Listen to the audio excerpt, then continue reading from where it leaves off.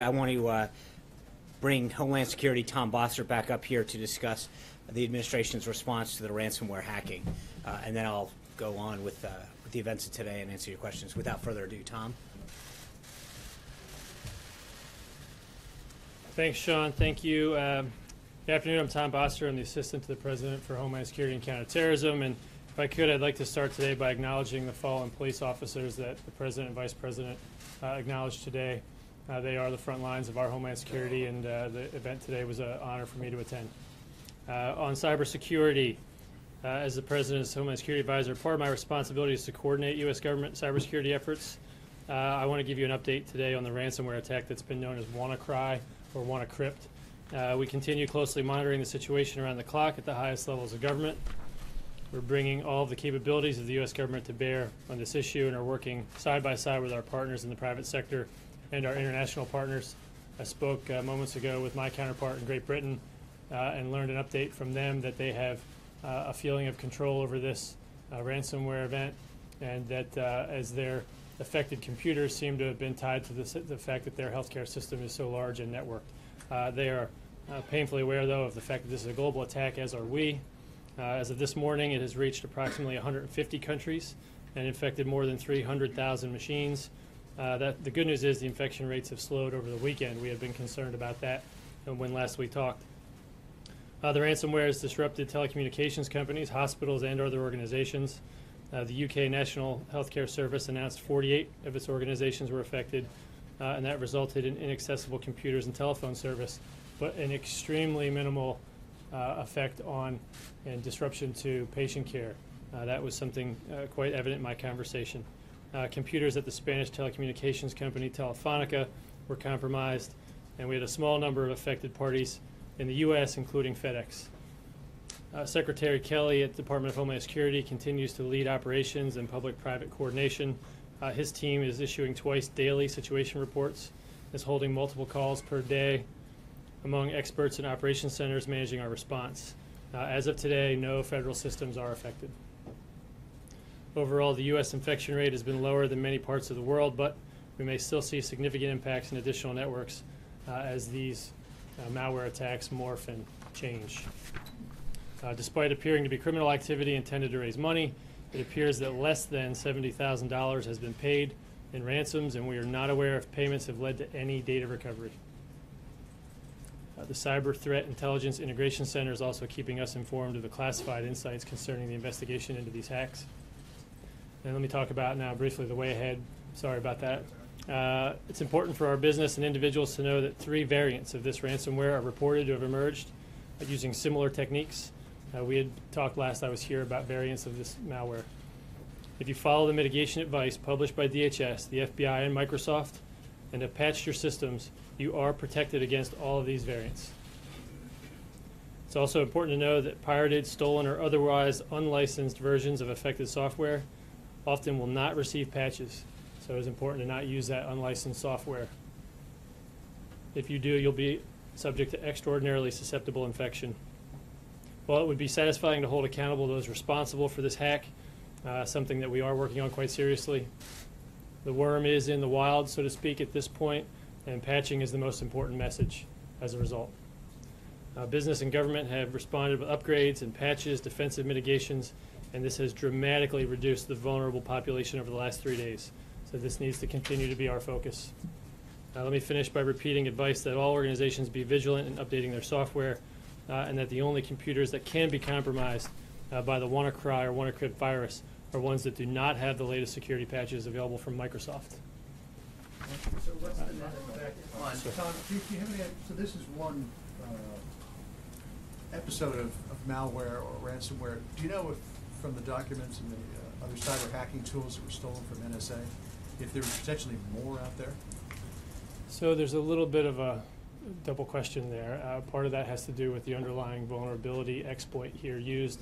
I think if I could, I'd rather, instead of directly answering that, and can't speak to how we do or don't do our business as a government in that regard, I'd like to instead point out that this was a vulnerability exploit as one part of a much larger tool that was put together by the culpable parties and not by the U.S. government. So this was not a tool developed by the NSA to hold ransom data. This was a tool developed by culpable parties, potentially criminals or foreign nation states, that have put it together in such a way so as to deliver it with phishing emails, put it into embedded documents, and cause infection, encryption, and locking. So the provenance, I think I said this morning, of the underlying vulnerability is something that is a little bit less of a direct point for me. I guess a shorter way to put it would be, is there more out there that you're worried about could lead to more attacks in the future? I actually think that the United States, more than probably any other country, is extremely careful with their processes about how they handle any vulnerabilities that they're aware of. That's something that we do when we know of the vulnerability, not when we know we lost the vulnerability. I think that's a key distinction between us and other countries and other adversaries that don't provide any such consideration to their people, customers, or industry. You mentioned your British counterparts are feeling a sense of control. Was there any time, as you monitored this here in the States, where you felt there was any lack of control or this could get out of hand here? And if not, what is it about what was here that was protected that didn't exist, for example, in Europe or other parts that have obviously taken a much bigger hit from this? Yeah, no comparative lack of control, but my conversation today led me to believe that he felt quite comfortable and my counterparts felt quite comfortable with where they stood today. Not comparing. But was there any time that you felt here that things could spiral out of control? Well, as we were gaining and gathering more information, it was important for us to determine the parameters of this. Once we got our hands around the parameters of the malware, that's of course in the beginning moments what you're trying to get a hold of. Get the malware, analyze it, determine what's happening. In that time frame, you don't feel entirely in control, but you're searching for information. Once we got it and realized what the situation was, we realized there were patches available and had been available since March, and so from that point, operations centers and communications become the key, and they're imperative to how we handle this response. And from the British perspective, I thought it was important to pass along from them 2 points. One, that they thought it was an extremely small number of patients that might have been inconvenienced, not necessarily a disruption to their clinical care as opposed to their administrative processes. And two, that they felt that some of those reports might have been misstated or overblown given how they've gotten themselves into a position of patching. So we'll have to do the analysis and the investigation later as to why certain organizations, systems, or sectors were more greatly affected than others. So that's the point I'd like to elaborate. If I could, one more here, yeah, please. just bottom line is for the average consumer, and what are you going to do going forward to make sure that it doesn't get out in the open and affect us anymore? Bottom line for the consumer is patch your software, provide automated patch support if you can, turn that automated on. Make sure your IT service providers or IT folks within your organizations are patching your software.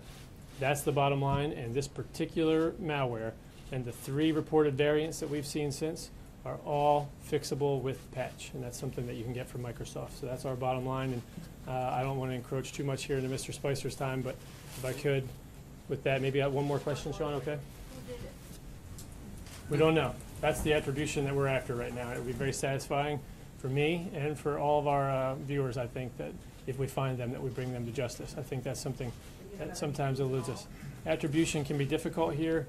I don't want to say we have no clues. As I stand here today, I feel that the best and brightest are working on that. So, thank you very much. I'll let you know. Thank you very much. Appreciate it. Thank you. Thank you, Tom. The President was pleased to see this morning the National Association of Home Builders and Wells Fargo announced earlier that recent reports show that U.S. home builder confidence continues to rise, with numbers now at their strongest since the housing bust. According to the NABH's chairman, quote, "This report shows that builders' optimism in the housing market is solidifying. We've already seen tremendous response in the economy in the wake of the President's pro-growth agenda. The unemployment rate is at the lowest it's been in a decade.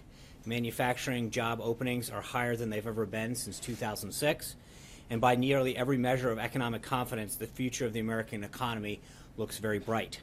The President is also glad to see businesses once again making significant investments in America, from Intel to General Motors to Walmart to Apple, who specifically just announced earlier this month that will start a $1 billion fund to promote advanced manufacturing jobs here in the United States. And it's not just the President's domestic economic policies that are generating optimism. Just last week, we announced the first 10 agreements as part of the 100-day action plan initiated by President Trump during his meeting at Mar-a-Lago with President Xi of China. As I noted last week, these arrangements are major wins for American companies across many different industries and sectors, from natural gas to beef exporters to financial services, who will all now have access to the massive Chinese market. And of course, those negotiations continue between our representatives. We look forward to sharing future developments with you as this process continues to unfold. This morning, the President and the Vice President joins tens of thousands of officers and friends of law enforcement at the annual Peace Officers Memorial Service at the United States Capitol. This is the 36th year that the Fraternal Order of Police has honored the memory of the brave men and women who've lost their lives in the line of duty with this service and ceremony. In the Vice President's opening remarks, he reiterated the Trump administration's commitment to standing with the men and women of law enforcement, quote, without apology. And the President said that these men and women are, quote, the thin blue line between civilization and chaos. Words cannot express the depth of our gratitude, end quote, but he hopes that the actions of this administration will show our men and women in blue, quote, how deeply we care and how strongly we feel about protecting those who protect us all, end quote. Earlier today, the President had the honor of meeting with officers and guests from police departments that recently suffered the loss of a police officer from Ulster County Sheriff's Department, Phoenix Police Department, and the New Jersey State Troopers. He also signed a proclamation in honor of Peace Officers Memorial Day and National Police Week. The President was honored to just welcome recently, in the last few minutes, the Crown Prince of Abu Dhabi to the White House for an official visit. His Highness is a strong partner of the United States and a leader in the Middle East on a number of important topics, including defense cooperation, regional security, and counterterrorism. The United States and the UAE recently concluded a defense cooperation agreement that will allow us to work more closely together to address common security threats. The President hopes to work together even more closely to resolve regional conflicts that raged across the region for too long. This is the President and His Highness's first meeting. They have a lot to discuss, including bilateral trade and investment, as well as regional security issues. At the conclusion of the meeting, we will make sure to have a readout. Later this afternoon, the Vice President will swear in Robert Lighthizer as the United States Trade Representative. Ambassador Lighthizer has spent decades working at the highest levels of American trade policy, including as Deputy U.S. Trade Representative under President Reagan. The President is glad to finally have an unquestionably qualified individual in place as we fight for better trade deals that will put the American worker first. And now that he's officially on board this afternoon, Ambassador Lighthizer is getting straight to work. Tomorrow, he will have a series of meetings on Capitol Hill, and on Thursday, he will travel to Vietnam for the Asia-Pacific Economic Cooperation meetings. With Ambassador Lighthizer swearing in after a historic show of obstructionism by the Senate Democrats, the President will now finally have his entire cabinet in place, able to fully implement the President's America First agenda across the entire spectrum of the federal government. In other cabinet news, Secretary Chao kicked off Infrastructure Week with an event with the U.S. Chamber of Commerce this morning, noting the newly reopened I-85 bridge in Atlanta as an example of what can be better accomplished with federal, state, and local governments working together. Secretary Chao will be traveling to Atlanta on Thursday for the ceremonial ribbon cutting. Secretary Perry is in Texas today as part of VA Research Week to announce the VETS Project, a joint effort between the Veterans Administration and the Department of Energy to help data map veterans' health records and solve health-related issues for veterans. This partnership, part of the Trump administration's commitment to modernizing the systems we use to care for our nation's heroes, brings together the VA's unparalleled health care and genetic data from its Million Veteran program with the Department of Energy's world-class technology to improve health care and quality of life for our veterans. Secretary Shulkin of the VA will also be traveling this week to commemorate VA Research Week, speaking at the Brain Trust Pathways event in Boston on Wednesday. This event brings together public and private experts in research, treatment, prosthetics, IT, and other specialties to focus on new and innovative ways to support veterans coping with the effects of traumatic brain injury and head trauma. The State Department also had a few briefings today on the next step in addressing the Assad regime and the horrors it has committed on the Syrian people. The Trump administration believes that Syria's political future should be decided by Syrians in a free, credible, and transparent process. However, we also believe that in a free process, it's unimaginable that the Syrians will choose to continue under the Assad's leadership. Syria will never be stable and secure as long as Assad is in power. The Assad regime has sunk to a new level of depravity, and it has done so with seemingly unconditional support from Russia and Iran. For these reasons, we continue to support the political transition process contained in UN Security Resolution 2254 and support the political process taking place under UN oversight in Geneva. As we've said before, the United States remains open to working together with both Russia and Iran to find a solution that leads to a stable and united Syria. But in order for us to work together to bring an end to the violence in Syria, Russia and Iran need to acknowledge the atrocities of the Assad regime and use their influence to stop them. As you can see, it's going to be a busy week for the President, the Cabinet, and the staff leading up to the President's first foreign trip that launches this Friday. We take off for Saudi Arabia later on Friday, and I plan to have General McMaster here hopefully tomorrow to walk through the trip with further detail. And with that, your questions. Thank you, Sean. Just in China, NSC Senior Director Pottinger say the U.S. is forming a Belt and Road working group, and say the U.S. company have much to offer. So what's the perspective of the U.S. future collaboration in this Belt and Road initiative? Yeah, as I mentioned with respect to the 100-day plan, I think there's a lot of areas that we are going to continue to work with China to develop a way forward. I think the relationship that the President established with President Xi down in Mar-a-Lago is continuing to pay dividends for our country. And whether it's this policy or trade or market access, we're going to continue to see all of those individuals from the President's cabinet that were down in Mar-a-Lago continue to work with their counterparts in China to find a path forward. John. Sean, a couple of topics, but first of all, back on what you said about Syria. Is the official policy of this administration now regime change in Syria? I think I've made it very clear what our policy is and continues to be. Over the weekend, a lot of complaints from Democrats about the Comey replacement process. First of all, that Jeff Sessions is leading the search. There are a lot of Democrats who think that because he recused himself from the Russian investigation, he should not be in that position. Secondly, some Democrats in the Senate are saying that before they will consider the President's next nominee, they want a special prosecutor appointed to look into the Russia investigation. Can you respond to both of them? I think this is a process that's running completely as it should, as being headed by the Deputy Attorney General, and the Attorney General, as we've noted in the past, the FBI Director reports to the Deputy Attorney General. They continue to move through a series of highly qualified candidates, and it's, obviously this is a huge priority for the President to make sure that we have someone that has the ability to administer the proper leadership to the FBI. Like, on the special prosecutor? I think there's frankly no need for a special prosecutor. We've discussed this before. You have two Senate committees that are looking into this. The FBI is conducting their own review, and I think if you even look at what Acting Director McCabe said last week, he made it very clear that they have the resources that they need, and that the work continues. But the bottom line is, again, I think part of it is there's a difference between what we've talked about in that, and it's been made very clear that there's been, with respect to the President himself, both Senator Schumer, Senator Feinstein, Senator Manchin, and everyone else who have been briefed on this have been very clear that there was no collusion with respect to the President himself and no investigation there. Blake.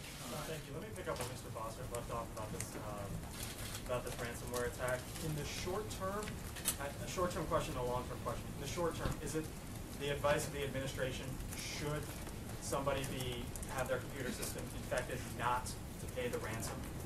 As I said, I think that what we have seen so far that is the most effective is that if people take the necessary proper steps in advance and use the patches that are available to ensure that it doesn't happen. So prevention is right now the key that we're stressing. As it relates to the long term, at the end of the day, this is extortion from likely hostile foreign actors. Might the administration set some sort of guidelines or policies as it relates to U.S. individuals, U.S. companies? Should they be approached as to what to do and maybe what not to do? Yeah, I think we can. Our immediate goal right now is to make sure that we're protecting our both individual, commercial, and government enterprises, and that work has proved to be the prudent steps that were taken have proven to be fruitful, and I think we're going to continue that. Right now, obviously, that's the number one priority. Do you know why he mentioned FedEx? Do you know if that was something specific happened to FedEx? I don't. I can have Tom follow up. Jim. Fred, I'm sorry. Yeah, we're kind of I wanted to ask about the Election Integrity Commission. Is this the primary goal that's going to be looking for recommending reforms to possible federal laws like the NVRA, or looking at cleaning the rolls, or is it going to be more of an audit of the 2016 election? The executive order that the president signed and the vice president and Secretary of State Kobach are leading is a bipartisan commission of state elections officials that are going to look at all aspects of election integrity, including voter fraud, improper registration, and allegations of voter suppression. So I think they're looking at this holistically. Okay, and one more. As far as North Korea goes, with the new South Korean government coming in, does the administration advise against their reaching out or outstretched hand that they had towards the North Korean regime, particularly after? I'm sorry, say the the new South Korean government. Is the administration advising against South Korea reaching out to North Korea after this weekend's missile test? I think the president looks forward to having a conversation with the new president and discussing the way forward, but I'm not going to get ahead of that discussion at this point. John. Thanks so much. On the search for the new FBI director, the president today said that it's moving rapidly. One name that was put forward over the course of the past 24 hours by the Senate Majority Leader is that of Merrick Garland. Is that a name that the president would possibly consider in the move to name a new FBI director? The search for a new FBI director is being handled by the Department of Justice. My expectation would be that once they've conducted that search, they'll present names for consideration of the president, but they are the ones that are leading that effort. So, Alexis. Sean, can I follow up on the tape question from last week? As you know, several Republicans have joined Democrats in seeking additional information from the White House in writing about the existence of any tapes, producing the tapes, and any further information about the potential taping of conversations. Is the White House intending to cooperate with those requests and furnish that information as requested in writing? I think I made it clear last week that the president has nothing further on that. Hunter. Wait, Sean. Does that mean that the president will deny the I think request? I said I was very clear that the president would have nothing further on that last week. Describing a situation in which the I president understand. would defy the legislative branch's request. That's what I you're understand. saying. Alexis, I made it clear what the president's position is on that issue. Hunter. People clearly still have concerns about Russia's role in the election, even though the president has essentially said there's nothing to it. If there is nothing to hide, why not back a special prosecutor or independent commission just to settle it beyond any doubt? Well, again, it's not a question of it's at what point you have a House, a Senate, a House committee, a Senate committee, the FBI. I don't know why you need additional resources when you already have 3 entities. Well, we saw polling this weekend from NBC News and I the Wall understand Street that, Journal. but that's 80% of people want this, and they don't have confidence in right. Congress. With all due respect, I think the bottom line is you have 3 entities already looking into this matter. I think the president's position has been very clear that there's 2 issues at hand. One is the involvement of Russia potentially in with respect to an election, and then the president's involvement. The FBI director and others have made it very clear that the president's not a subject of anything. I think we have plenty of entities looking into that. Trey. On 2 questions for you. On North Korea, is there a new sense of urgency for President Trump to act following the successful ballistic missile test over the weekend? I think there's no question that North Korea continues to threaten the United States, our allies, Japan, South Korea, and its neighbors, including both China and Russia. I think we are calling on all of those folks in the region, particularly China and Russia, to do everything they can in terms of sanctions to help resolve the situation and bring stability to the peninsula. On a quick domestic issue, what characteristics is President Trump looking for in an FBI director? I think obviously he wants someone with high integrity and the leadership skills to lead the entity, but I have not specifically discussed the qualities with him. Richard. Thank you, Sean. 2 questions. First one, you told us over and over that for NAFTA we were waiting for Lighthouse, or Robert Lighthouse, that we confirmed now is going to be sworn in. Can you give us a better idea on the pace of the renegotiation of NAFTA now that we have a trade representative? Well, I think I'd have to check the calendar, but I think we've got an hour or 2 before he's actually sworn in, so you may want to give him a little bit of time. Can we say like? I don't, because until he's sworn in and assumes positions, as I mentioned, he's going to immediately go up to Capitol Hill and then off to APEC in Vietnam. So I'm sure we'll get around to it. But right now, we still need to just go through the process of getting him sworn in. Jim. Just last week, quickly, H.R. McMaster touched the topic, but when the president will be with NATO allies, is he going to ask for a larger, bigger involvement in Afghanistan with troops on the ground from the members? I'm not going to get into what he will say or will not say. It's he'll have an opportunity to make his position very clear when he goes and visit. Allies with soldiers on I the think ground? he hasn't until he hasn't even. I don't think. We haven't announced the Afghan strategy yet. I think he's been very clear with respect to NATO. There's two issues. One is he'd like to see a greater effort placed on counterterrorism and on combating terrorism, and two is to see more of the countries live up to their financial obligation that they agreed to. Jim, sorry. Thank you, Sean. A two-part question. Is President Trump still committed to his 15% corporate tax rate? He's also under pressure to keep some existing loopholes, such as the eliminating the state income tax write-off for high state taxes such as New York and California. So is he committed to the 15% corporate tax rate, and is he also full steam ahead on getting rid of the write-off for high tax states? Well, Secretary Mnuchin and Director Cohen outlined the principles of his tax reform plan. We continue to meet with stakeholders and members of Capitol Hill. But that conversation continues. As I said at the outset, they're continuing to meet with individuals. And those are part of those talks. So his plan has been pretty clear from the beginning as far as what he wants to see in the framework in which it's being guided. Should low-tax states, though, subsidize these higher tax states, because places like Florida and Tennessee can't write off zero income taxes? Again, I'm not going to get ahead of that debate. I think the principles that were outlined explain where the president's starting point is. He's going to continue to have those discussions. Eamon. Thanks, John. On the search for the new FBI director, there have been some critics who have said in this particular political climate, whoever it is shouldn't be a current or former politician. We saw the list of people who've been interviewed, and we see that at least two of them are either current or former political figures. Does the president have a feeling on whether or not having held elective office is a plus or a minus to hold that job? I don't, as I mentioned just a minute ago, I've not talked to him about the specific qualities he's looking forward to seeing, but I know the Department of Justice continues to meet with these individuals, and so we'll have to see who they put forward.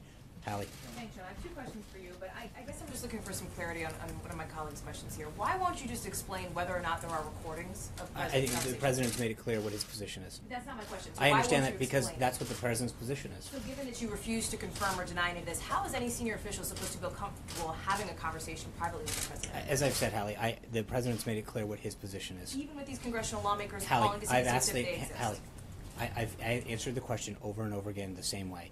So if you. So the second question that I have for you then is on the arguments that are happening now in the Ninth Circuit regarding the administration's travel ban. One of the lines of questioning has been why the president has not disavowed his Muslim ban. Will he do that? The president, the executive order is fully lawful and will be upheld. We fully believe that. I think there's no question. In fact, in one of the arguments in the previous cases, it was made clear that if anyone else had proposed this, which just shows that it is legally sound, people are misinterpreting it. It was based on the law and the authority that the president rightfully has. That's it, plain and simple. And that's my question is no, more: will he disavow the ban? But he's never said it. Right. The Even point the lawyer is. said he did say he never has. But the point is that the ban, the measures that he took in that executive order are fully lawful, fully compliant, and make it clear that they seek to keep this country safe. That's it. But given Richard. these questions come I up, know. is there any indication the president will come out and say, yes, I disavow what I said about letting right not now the allow president's this? focused on making sure that we make the appropriate arguments to get the ban in place. Thank you. That's okay. Considering, in contrast to much of the expression during the French presidential election, and that has been reported in France especially, there may be a lot more in common between President Trump and the new President Emmanuel Macron of France. Both former successful businessmen, both leaders of two very powerful countries, and two of the oldest allies going, basically. Knowing this, would the president look forward to an opportunity to bring this young president closer to him, maybe meeting on the borders at the G7, or maybe even inviting him here to the La Maison Blanche in the next few months?